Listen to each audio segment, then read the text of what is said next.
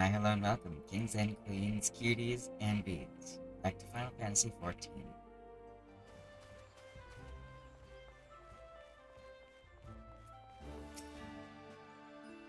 We know far too little of the Silks to lay any worthwhile plans. We must call upon the Scions once more if we are to. Beg pardons. It's a terrible habit of mine to think aloud. But tell me, what brings you to the Adder's Nest?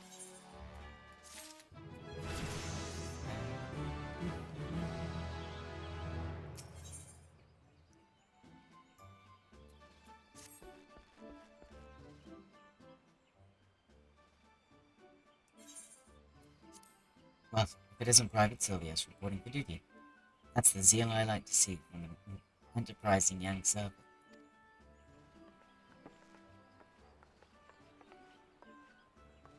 Morning, Commander. Sorry to disappoint you, but other business brings us here today. You done properly, Mel. Always a pleasure to see the two of you. My men tell me you quest in the name of the Scions of late. Quite so, Commander. A little bird told us that the Twin Adder was in need of our adventuring prowess. Aye, the little bird sings true. No doubt you've heard that we're investigating the Sylphs, that curious beast tribe that calls the depths of the 12 home. The Sylphs are, for the most part, a peaceable bunch, much to the delight of the elder Seedseer, who has no desire to see her people embroiled in yet another fruitless war. The Twin Adder is on the same mind, and 'tis precisely for the reason that the Sylphs' relation to the primal Rama has raised flag of warning amongst our ranks. Friendly as they may appear, beastmen will be beastmen. I don't like that. Should there be even a sliver of a chance that the summoning of the primal might disturb the balance between Gridania and the Sylphic tribes, it is a possibility we cannot ignore. Better to be safe than sorry, indeed. Do we strike at Rama, or leave the Sylphs to their own ways? That is the question, yet I find myself lacking ample knowledge to arrive at an answer. Opinions abound within Gridania, but to listen only to one's own is among the greatest mistakes a commander can make. I would hear from the other side, the Sylphs themselves, then to seek an impartial party to serve as my liaison. That is where you Scions come in.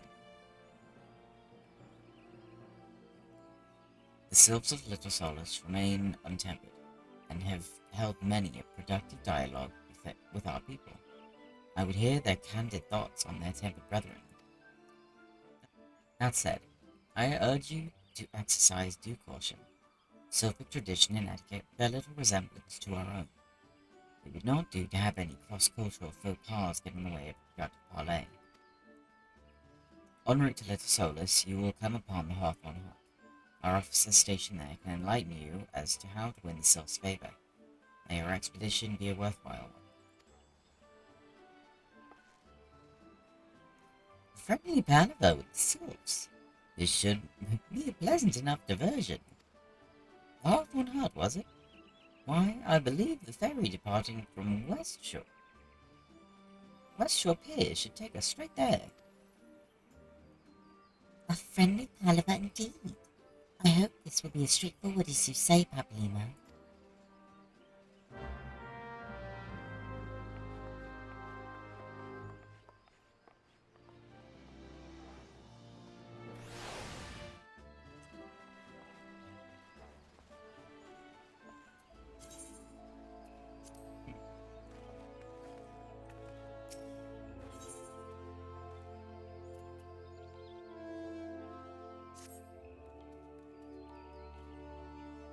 Come closer, Private Sylvius. I would prefer that this tale be heard by you and you alone. It concerns a sensitive subject, with which you are doubtless well acquainted. The Battle of Carteret. I speak of a bloodbath which marked the end of the 6th Astral Era, when both the 7th Legion and allied forces were slaughtered by that winged abomination, which did its utmost to destroy all that we know and love. No part of Eorzea was untouched by the Elder Primal's rage. least for Cardinal Flats, which were ravaged, remade in the fires of destruction. Flats were rendered an accursed wasteland, and all decent small folk knew to keep wide berth. Consequently, many question why the Eorzean Alliance continues to maintain a military presence in the region, despite personnel and material required to do so. Allegan ruins, that's why. Allied scholars have been studying them since their discovery following the battle, during which time the Cardinal Flats have been jointly administered by the three member nations of the Eorzean Alliance. This was an acceptable state of affairs for a time, but no longer. Uldar, Nimsalaminsa, and Gridania have all formally asserted a claim to the territory. A diplomatic resolution is no longer possible. The matter is to be decided on the field of battle. Lest you fear that this marks the advent of total war, worry not. We are allies as ever and shall conduct ourselves accordingly. All hostilities will be confined to the disputed territories, and engagements shall be fought to submission, not death. So you see, you needn't hesitate to join the fray. Should you have the misfortune of facing a friend in battle, you will only be expected to subdue him, not kill him. Aye, that's right. I tell you all this because we need men and women of your caliber on the front line. These ruins are of vital importance to our nation's security. We cannot surrender them to a foreign power. You need not make a decision now. All I ask is that you speak with our man at the airship landing and listen to what he has to say. How can you, Dave?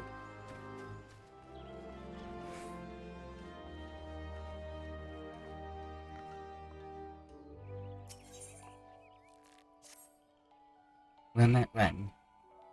Would that we had the time for banter, but we're all up in arms here. Yet another Xali dirigible has been spotted over the Twelswood, you see. Their reappearance calls to my mind the battle of the crossing. I say battle. Most are agreed that massacre would be rather more apt. Aye, the Ixal dealt us a crushing defeat that day. Right around this time of year, it was more than 2 decades past. A humiliating episode in our history, to be sure, but heavens forbid that we ever forget it. Failure is the finest, if not the kindest of teachers, and few things drive a man better than its string. But do let's speak of cheerier matters. Mayhap you've already heard, but a renowned archer has recently returned to the Twelswood, the one they call the God's Bow. That's just a title, of course. His birth name is Jehanta, and he was once at the God's Quiver. The man was a legend even then, and there was no honor greater than being taken under his tutelage. But that's not all there is to him. Jehanta was also a skilled bard, one of the rare few capable of inspiring others to great feats through song. Upon learning that the God's Bow had returned, dozens of us flocked to him in hopes of training under a legend, yours truly included. Alas, the meetings haven't unfolded quite as we had hoped. Jehanta has refused to teach each and every suitor that has approached him thus far. Though it should be mentioned that the topics he is reluctant to instruct us in do not include poetry and song. He seems exceedingly keen to teach us all about them. Some few of us were tempted to take him up on the offer, save that we have a nation to defend.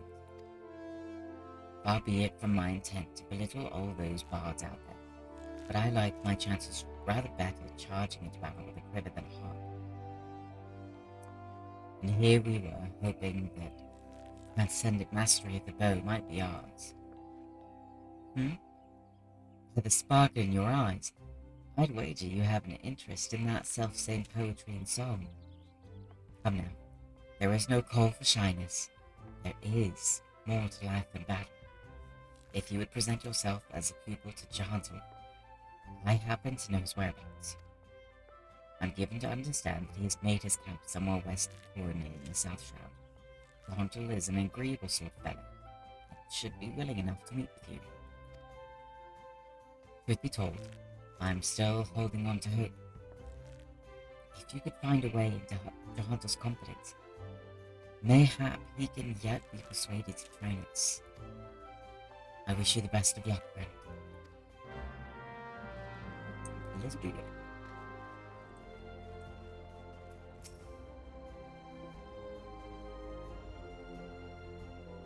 Private Sylvius, come to join the fight, have we? Very good indeed.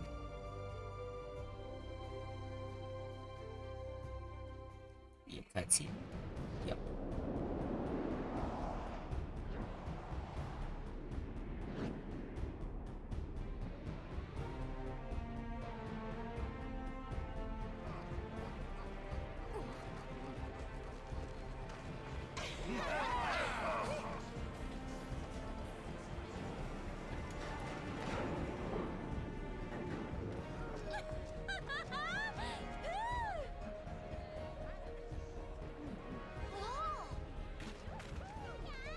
I'll be shot with the hero.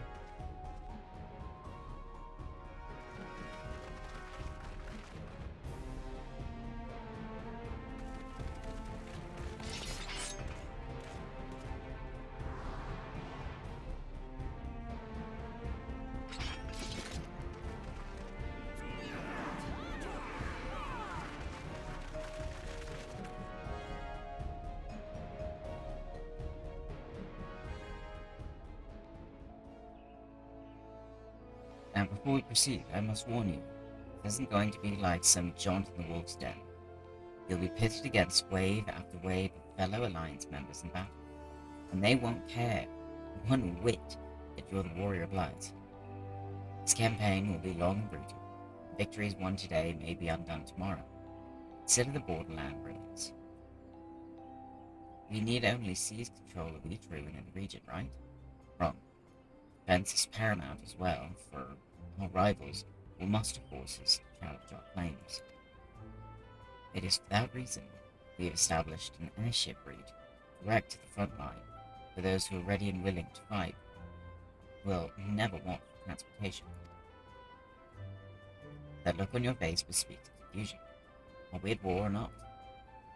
What is this bollocks about no killing? And the seven hells is going on? That's what you're thinking, yes? Not about the killing. I don't want to kill anybody. It's less war and more organized violence to resolve a territorial dispute. And yes, it is to be civilized violence. Killing Alliance members is strictly prohibited, though accidents have been known to happen like here.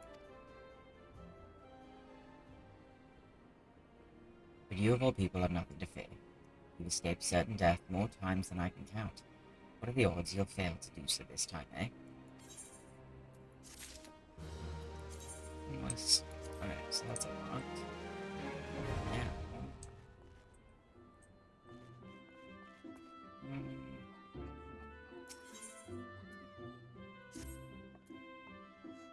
As if I'm not busy enough for that plain lost and found. Oh, do forgive me, friend. Once again, one of our customers has departed without her belongings, and I'm at a loss for what to do about it. While I understand that adventurers have many cares on their minds, it would make my life much easier if they could keep their personal effects in order. You did not come here to lend an ear to my grumblings. This is the book in question. The face of its owner was unfamiliar to me, but Carol over there seemed quite smitten with her. As with every pretty lass he lays his eyes on. But that's neither here nor there. Might I trouble you to inquire as to the girl's whereabouts? I've found the men to be less than forthcoming ever since I spurned his advances. That's so funny.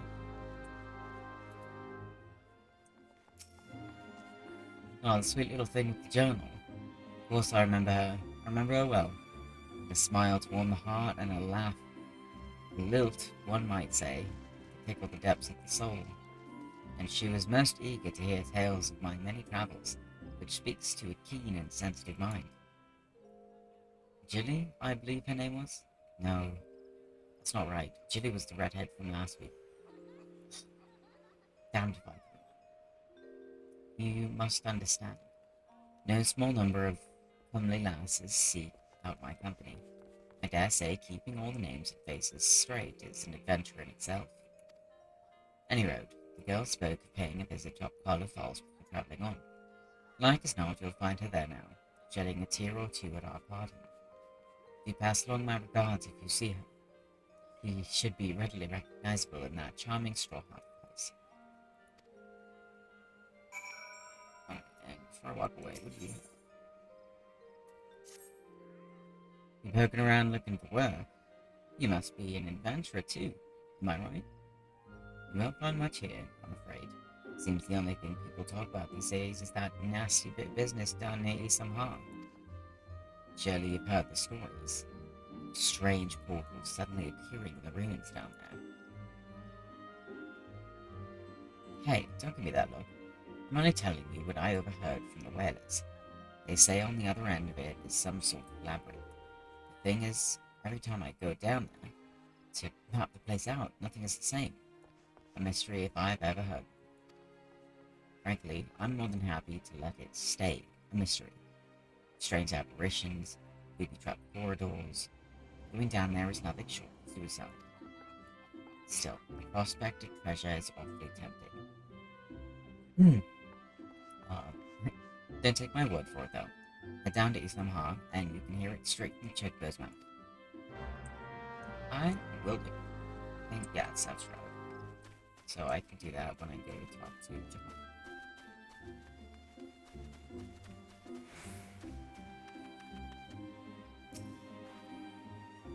Pardon, I don't believe we've met. You've something of mine, you say?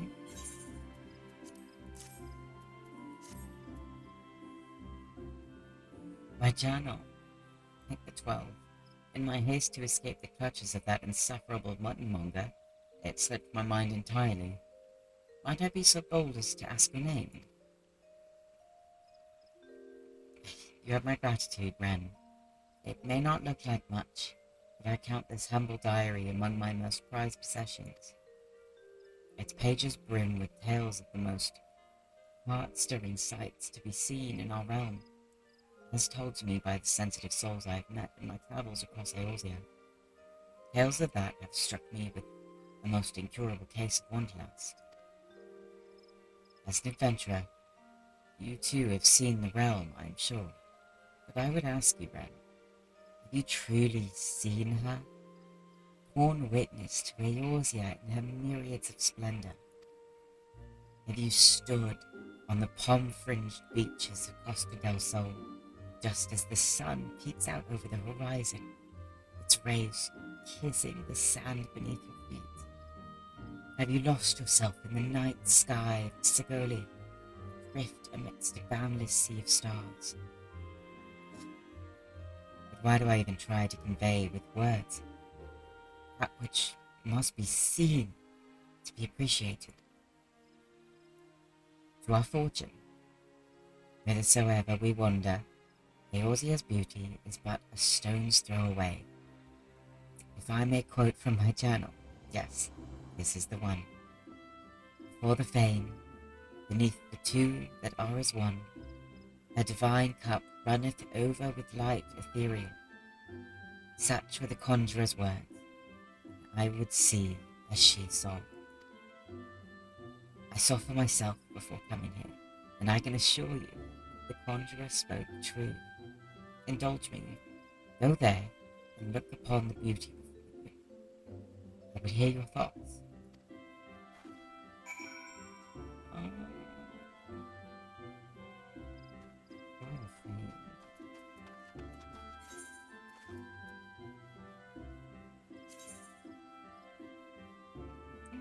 Okay. Okay, so here is it looking. Oh. That's so cool. Look out.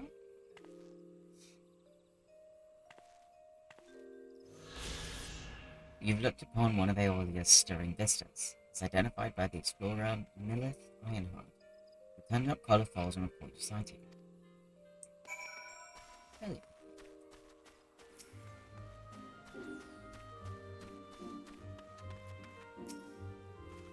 Welcome back, friend.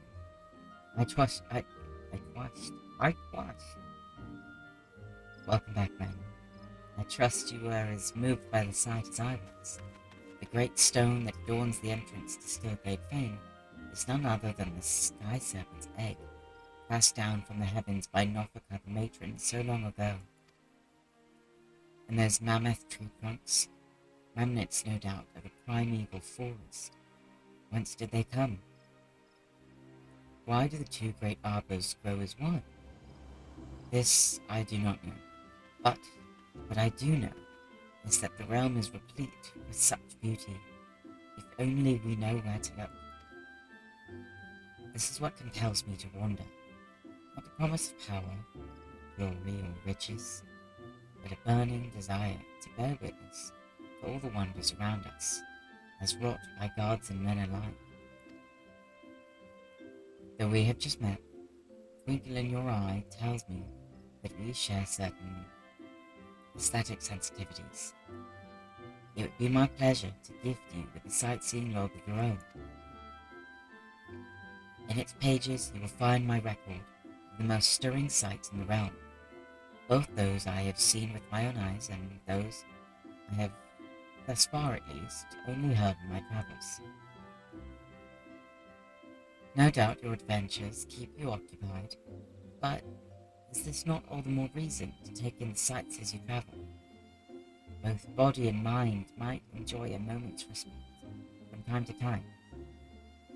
And who can say, perhaps you will discover glorious new vistas that have eluded even me. With that, I wish you safe travels, friend. When you have seen all there is to see, pray return to me. I would like nothing more than to share impressions with a fellow sensitive soul. Yeah. You have access to the sightseeing log, a compendium of the most beautiful sights to be seen in Eorzea. It's compiled by the explorer Millith Ironheart. To open it, from the snippets of information contained within, identify and seek out the locations described. Note that certain sites may only be properly appreciated in a given time of day, or under ideal weather conditions. Perform the designated email while taking the sites, and the entry for the corresponding vista will be marked off. With the sightseeing log in hand, go forth and see Eorzea as few have ever seen before. Heck yeah. Who are you? You've accomplished enough feats to keep the bards singing for a lifetime, lad. Such an achievement shouldn't go unrecognized, and to that end, I'd like you to have this. Consider it a token of my highest esteem. Your accrued achievement points have earned you an achievement certificate. Certificates may be exchanged for a special reward of your choice by speaking with Jonathan. Let's see what we can get.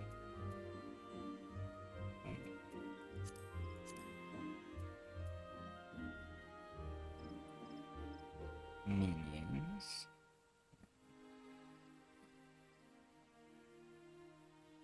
Acid mounts. Okay. So just work on stuff like that. Alright. What?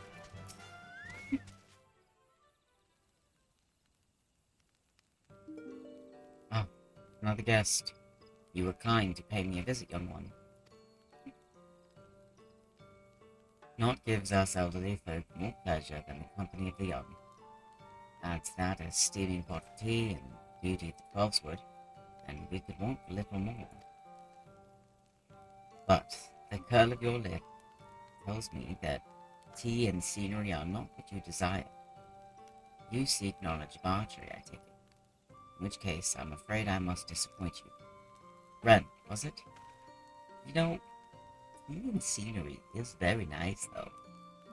Like, you could convince me to chill with you a little bit with that. Yes, I am Jehuntel, the one they called the God's Bow, but that was in another life. I have long cast aside my bow, taking instead a harp to my breast. For years I have lived as a bard, going wherever the wind blows, exulting in the beauty of creation through song. To be sure, I still have the eyes to recognize a promising archer when I see one. You, young one, I promise.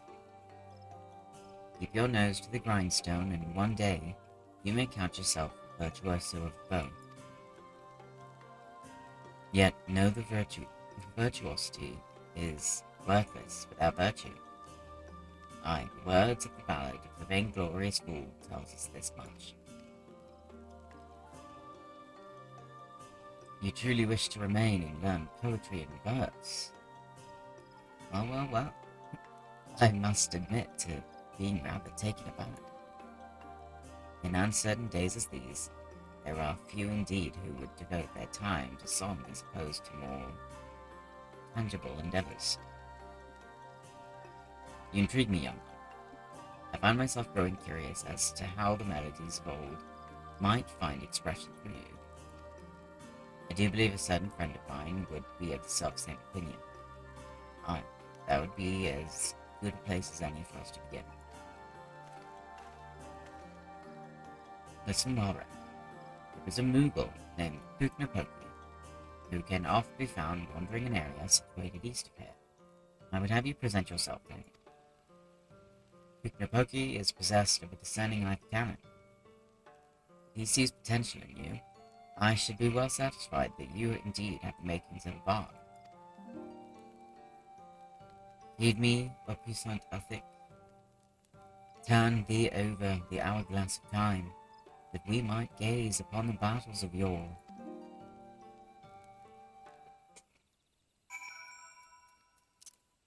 Shit.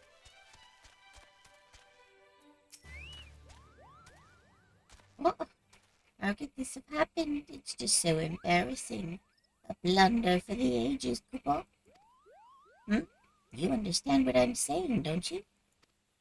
That's a rare talent, I'll allow. But you've caught me at a bad time, Kubo. Now, be a good adventurer and show yourself out. Jahantel sent you. You should have said so sooner, Kubo. You do know that Jahantel is no ordinary bard, yes? His songs can salve your heart and strengthen your resolve. They can banish your fears and fill you with hope, and that's not even scratching the surface.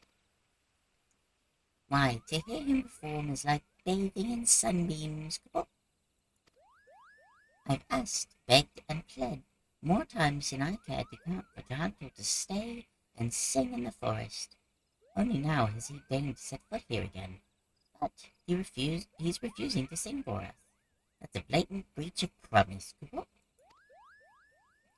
what's this? Why, your being resonates with a chord familiar to Jahantel's, perhaps even identical, Kubo. By the 12, this means that things may yet turn out as planned. Why, you might even have it in you to surpass the man. And that's saying a lot, Kubo. Egad, your coming has so excited me, our predicament nigh escaped my mind. There's a charm that I had meant to give to Jahantel, you see, but it was stolen as I napped. Kubo, I roused just in time to espy the thief and attempted to give chase. Alas, drowsiness robbed me of my balance and I was delayed by this tree. Last I saw of that overbold brigand, he, or possibly she, was scurrying toward Tiger's Rock. Now I realize we've only just met, but would you mind recovering the charm and delivering it to Jahantel in my stead? Sure. Oh, no, I think there's a shit ton over here.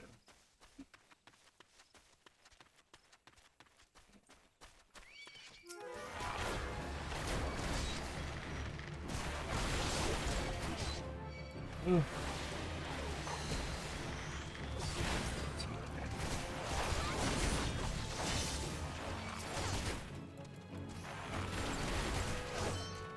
Can't be straight.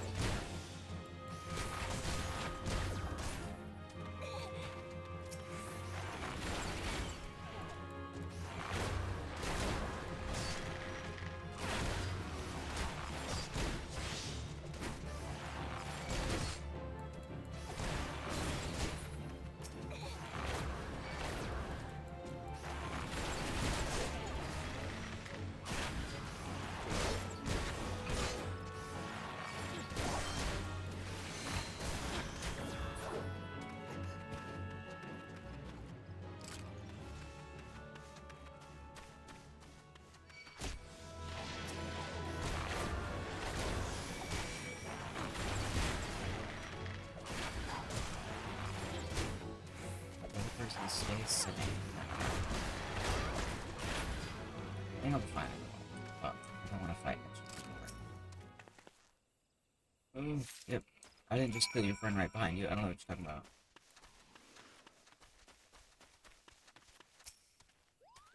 Have you recovered the charm? Yes. You did it, Kupo. Please, you must deliver it to Jahanto. Tell him that Puknapoki thinks him a cunning rogue, but is excited nonetheless. So excited, in fact, that he cannot help but sing. I'm not mimicking that. He's not that. Oh, big boy. Raw chocobos are my fucking favorite.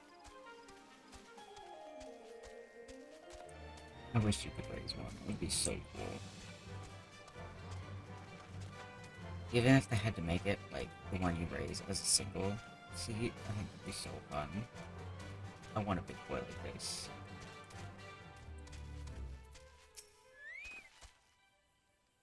Welcome back, Ren. Hmm? You have a charm and a message from Puknapoki, you say? Yep. A cunning rogue am I? I suppose I must explain. Puknapoki and I go back a long way, to when first I took up the harp.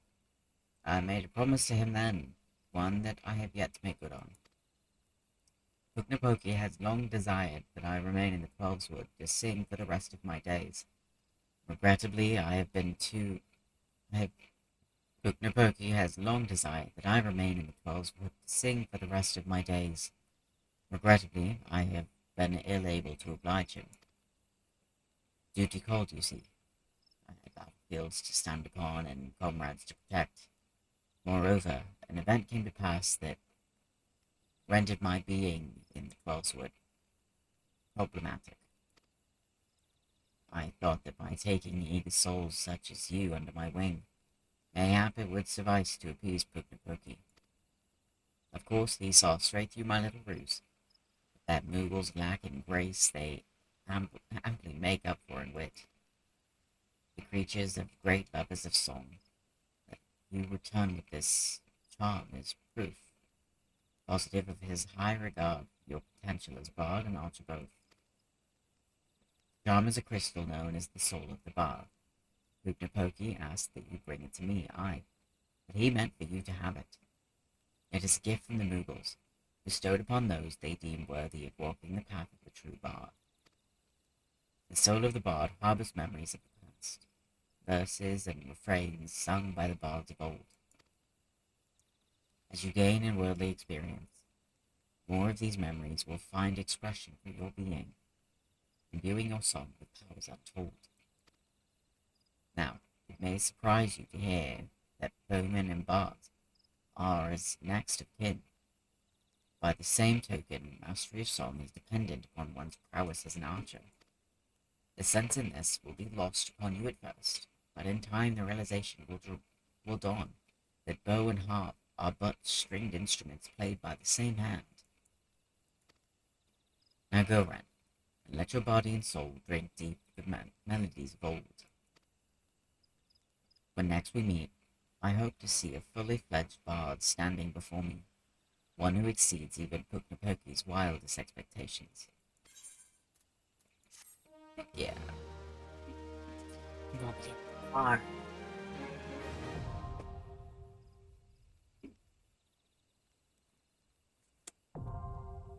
Bard unlocked. Fuck yeah.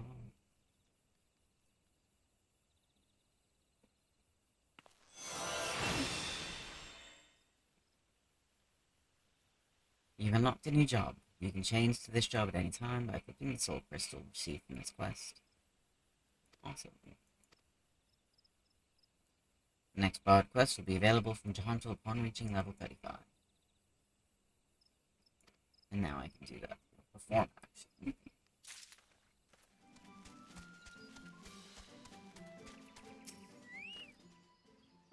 Sorry, but I must insist that you... Oh, an adventurer. And a rather seasoned-looking one besides. What does that mean?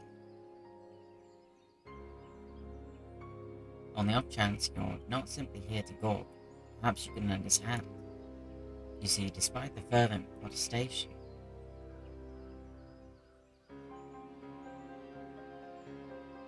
despite the fervent protestations of those Duskwites over there, we cannot permit civilians within the ruins at this time. Capable men and women like you, on the other hand, are more than welcome. That is, if you've got the stones for it. Pray seek out the others stationed at Quarry. They can apprise you of the details.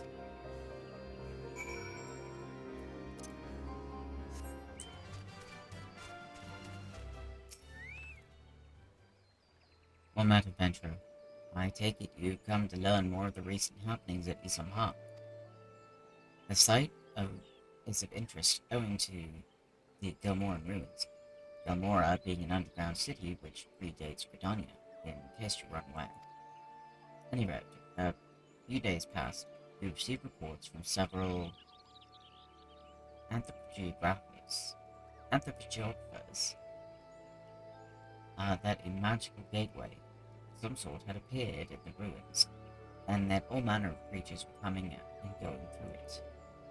My men and I were among the first to examine it, and, well, it's hard to explain. We crossed the threshold into a set of corridors we'd never seen before, and then suddenly each and every one of us was filled with an inexplicable sense of dread. It was all I could do to take even a single step. According to Eorzea, who accompanied us, the ruins are warded with powerful magics that sap the spirits and ether of all who enter, rendering them easy prey for the creatures within. Thankfully, he managed to devise a solution. Etherpool arms and armor, which safeguard and channel the wielder's energies, that they might withstand the ruin's magics. Unfortunately, it does little to prevent us from losing our way. Though it beggars belief, every time that we have dared to venture into the ruins, we have found the path to be changed. We suspect this too may be work of an unfathomably powerful mage. Needless to say, something strange is afoot, and traditional tactics are not like to suffice. Even experienced adventurers will need to proceed with caution. In any event, if you believe you have what it takes to brave the ruins and discover what secrets lie in the depths,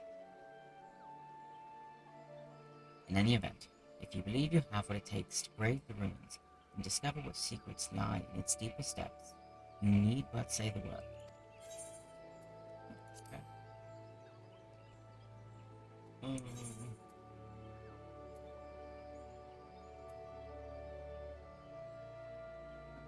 Gonna take. Where's he gonna go? Yeah.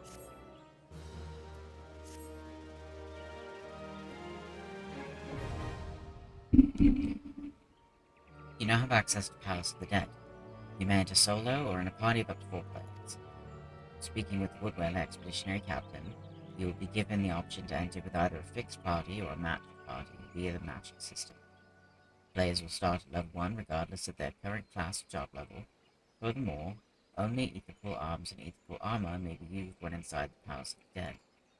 Each floor of the Palace of the Dead is randomly generated, including the placement of enemies, treasure coffers, and traps. Further details can be had by speaking with the Woodwell Expeditionary Captain.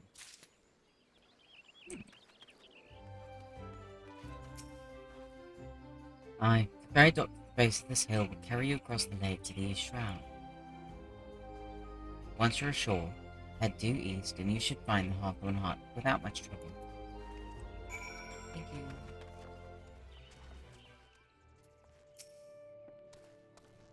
Indeed, I am Amelane of the Twinad.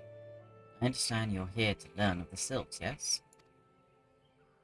For all their whimsy, they are a wary lot, particularly since the Empire has come to the Shroud. And their trust, however, and they're as friendly as any folk. They have their quirks, but so do we all know. Would you know more? You'd be well to speak with the master of this hut, Rolf. He's forgotten more about the Sylphs than I'll ever know. That's an interesting way to put that.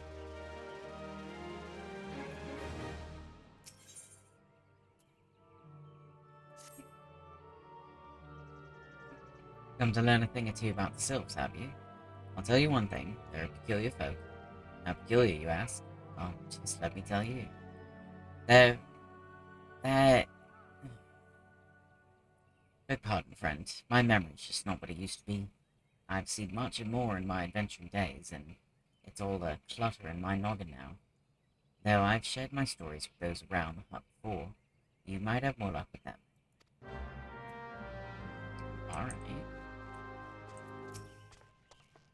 The sylphs. Yes, father's told me his stories plenty of times. What I've always found most captivating is how their concept of etiquette is almost completely alien to our own. You do best not to underestimate them on account of their childlike looks, lest your face end up a mess of glyphs, squiggles, and chocobo scratches. Okay. Alright.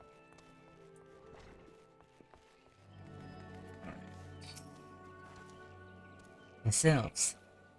Inveterate tricksters and troublemakers, that's what they are. One day they're drawing mortal faces on our masks. The next they're sending our young sentries falling to the bottom of a ravine. What?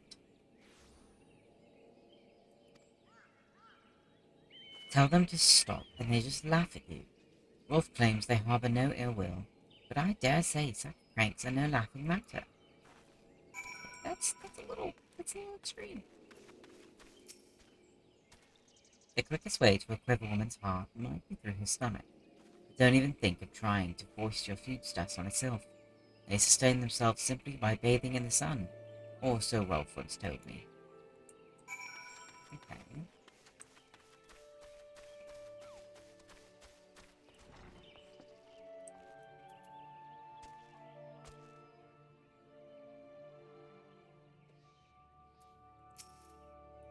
Oh, of course, of course. Hearing your stories, well, my stories, has brought memories flooding back to me. I feel like dancing. Yes, nothing brings people together quite like a little toe tapping. Sylph told me long ago that dancing is a time-honored greeting among their kind. You do well to remember this. It just may help win the favor of our forest friends. Okay. Oh, still here, eh? Great. There's one more thing you should know about the sylphs. They don't take kindly to guests who show up empty-handed. To earn their trust, you do well to bring along what was it again? My wife Rosa and I were just speaking of the matter not days ago. Forgive me, friend. Speak to Rosa at the cone. Her memory should prove more reliable than my own. You know what? Same, dude. Same.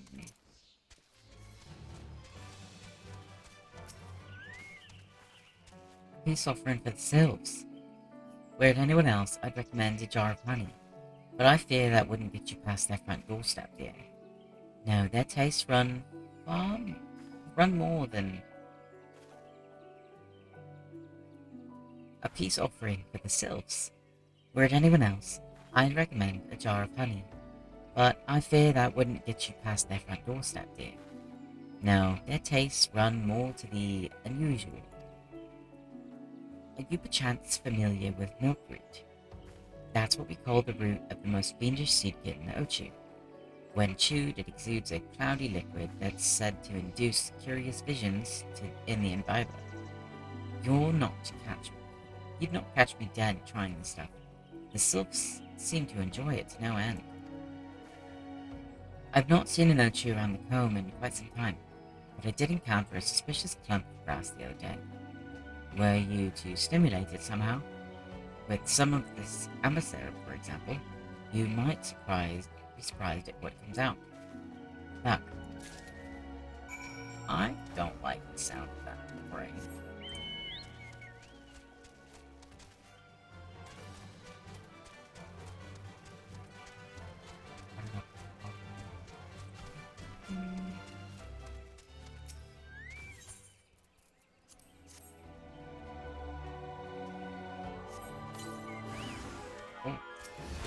Whoa. Oh no, I'm poisoned.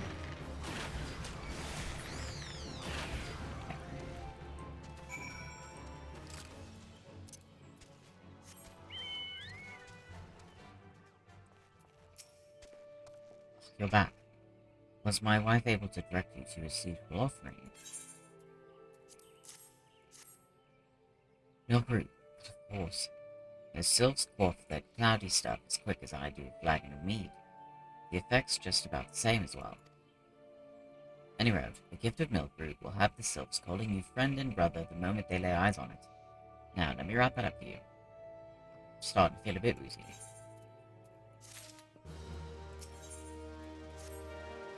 As I get it away. I've taken the liberty of wrapping your Milkroot well and good. This should keep it nice and fresh, not to mention spare you from that god's awful stench. The sylphs love the stuff, but me, I'd rather bury my nose in chocobo dung. I dare say the reek even rivals the breath of the morbol that put an end to my adventuring days. But I can tell you that story another time. You've more important matters to attend to today, yes? The sylphs are an eccentric bunch, but I've shared their company enough to know they're kind at heart. They'll not shun one whose intentions are true. May your parley be a fruitful one, friend. And do stop by on your return. There's a flagon of full flower mead with your name on it, if you'd regale me with your adventuring tales. And before I forget, don't go traipsing off just yet. Ameline here would have a word with you. Travel in safety, friend, and do pass along my regards to the winged ones.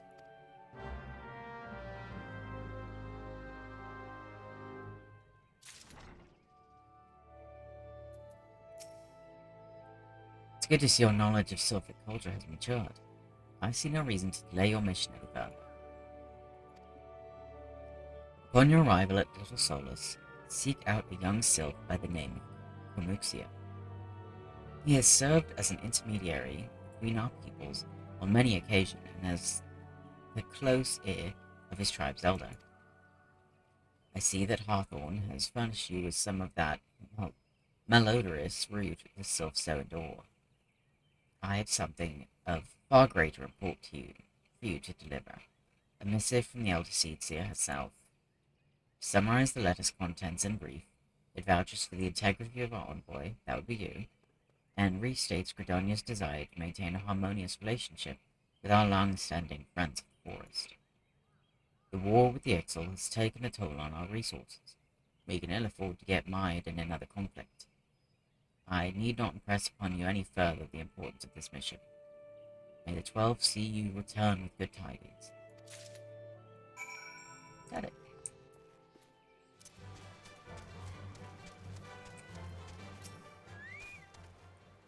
Walking one is not familiar to this one. This one does not trust strange walking ones. Strange dancing ones might be a different story, but this one expects no such thing. Walking one should go home and leave this one be.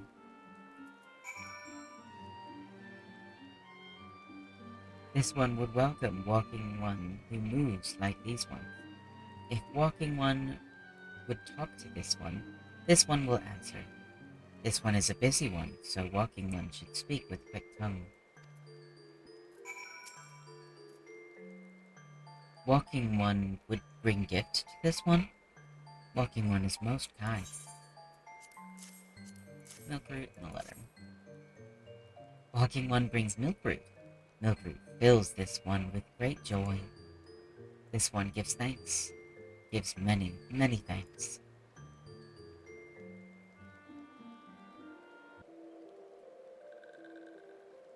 Walking one carries message for Elder One.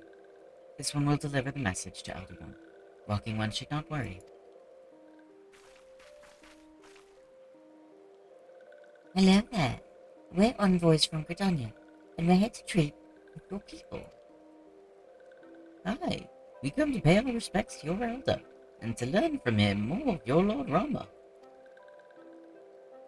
Who are these ones? These walking ones come from Gridonia? Walking one became a dancing one and brought Milkroot, but walking one tricks this one. This one does not like tricks. This one will speak no more. Elder one is busy. Walking ones should go home.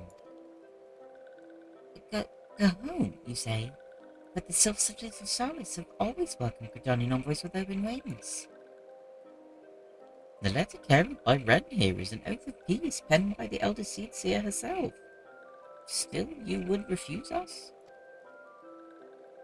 This one's reasons are no business of Walking One's.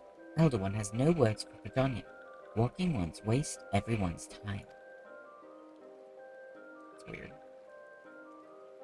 Well, I never turned away at the gates. What act did we do to deserve such a rude welcome? Was Ren's jig insufficiently jiggy? How dare you insult my jig? I'm as baffled as you, but something tells me recent events have our erstwhile flutter friends feeling uncommonly wary. It would seem we've no choice but to ask around and see how we might earn their trust.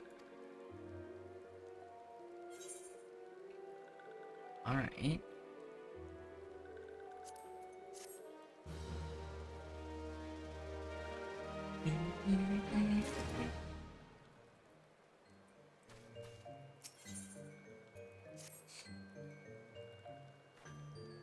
Say, Ren, are you in the mood for dancing? That's right, dancing.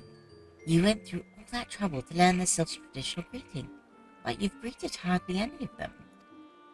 Why, if I were a Sylph, I'd be beside myself with delight to see an adventurer expressing an interest in my culture. Me, of course I'd be happy to join. Ow. There go those bloody leg cramps of mine acting up again. That's rude, Ida. Coming from you, that's rude.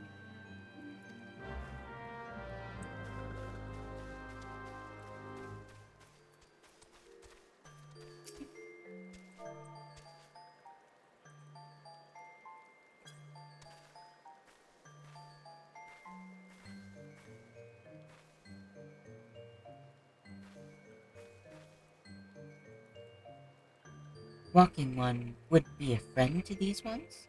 This one is overjoyed, but this one keeps the ways of weaving a secret. Even if Walking One learned the secret, Walking One could not weave in the same way. Okay. Alexia. Yes.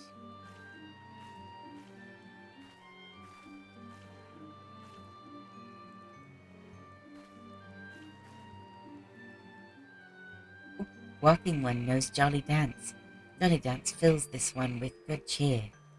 Let these two be friends. Okay.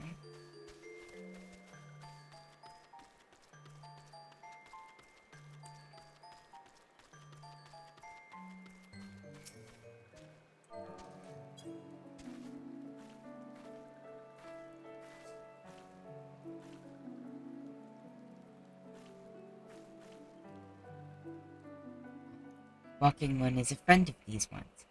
Friendly like gracious Elder One of Core City. Knows how to dance into these ones' hearts. Okay.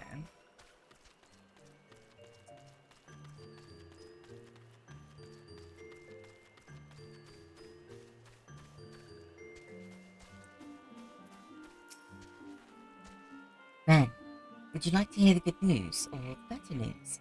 The good news is that your lovely dancing has brought smiles and high spirits to all of the Solace. The better news? Why, I've thoroughly recovered from those accursed leg cramps. Onward to our next adventure. Ida. That's rude, Ida. Ren, as an adventurer, you're no stranger to helping distressed folk, I wager. Tales of good deeds are quick to spread. The adventurer who comes to the aid of the local populace can go from stranger to hero overnight. No doubt you see what I'm getting at. Sylphs who make their home in Little Solace do so having been driven from their woodland home. Surely they have their fair share of troubles. Seek out troubled sylphs and see what might be done to ease their worries. Some plan, would you not say? That said, sylphs are not known to share their worries with outsiders. You would better Be better off inquiring with Hera Amelia of the Gridonians who reside here. She is most like to be privy to the Sylph's troubles. Okay.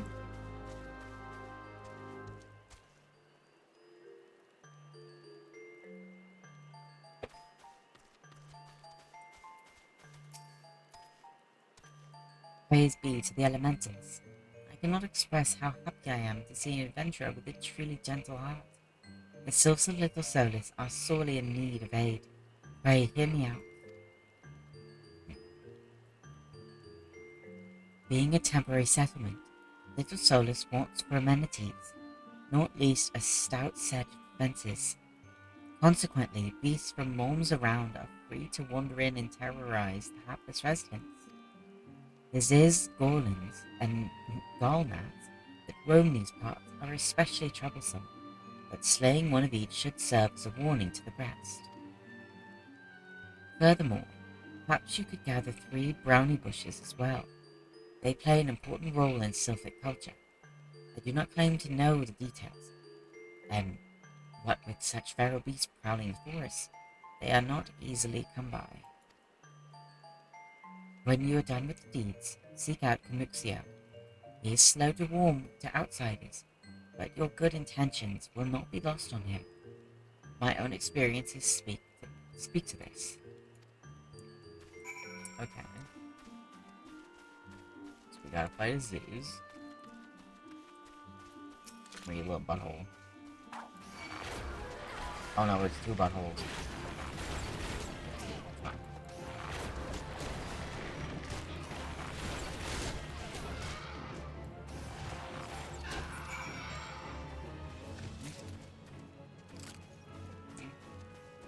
It's a brown bush.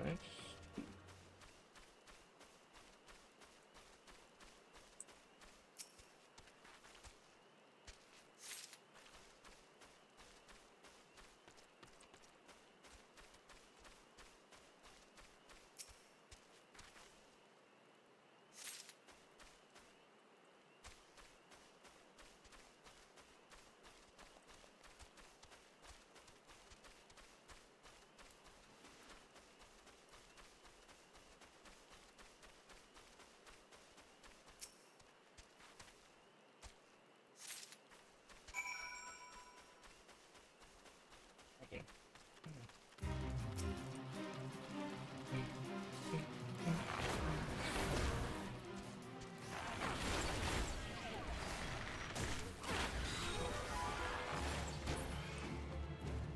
Hmm.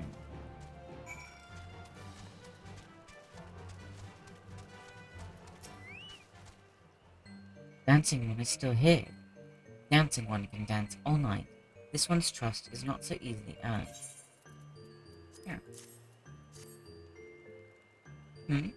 Dancing One brings brownie bushes for this one. This one can die threat once more. This one is pleased. Dancing One kills Bitey Buzzy One. This one hates Bitey Buzzy Ones. Dancing One is kind. Too kind. Many walking ones come to these ones both, but few are friendly like Dancing One. Perhaps this one was wrong not to trust Dancing One after all. Okay. This one asked Dancing One for forgiveness. These ones have many troubles since walking ones last came to our abode. This one must be careful, always careful. But Dancing One is not like other walking ones. This one can trust Dancing One. This one would ask Dancing One for help. Strange walking ones, with bodies of steel, come to the home of these ones. This one thinks steel ones come from Empire. Where Empire goes, many living ones become dead ones. Trees fall and bushes burn. These ones' home is in danger. Danger. This one begs of Dancing One to help this one no more. Dancing One is friends with these ones and walking ones, yes? Dancing One must speak to these ones here and walking ones in Hut House and find out more. This one has bad feeling. This one fears steel ones are after something. But this one should speak no more. Go, dancing one. This one depends on kindness of dancing one. Okay. Let's get tactical. Because the Empire is here. Red Lily the Valley.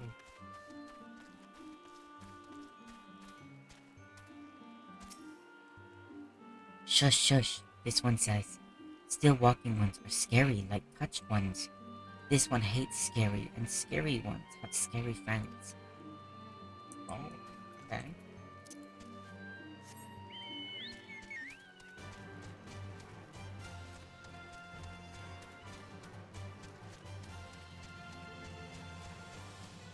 This one.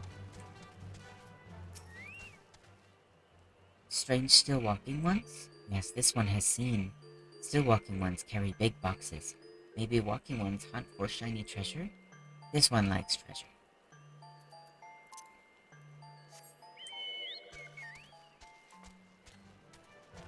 Thank you to everyone that came and hung out. I truly hope you had fun. Leave a like, subscribe, and I will see you guys next time.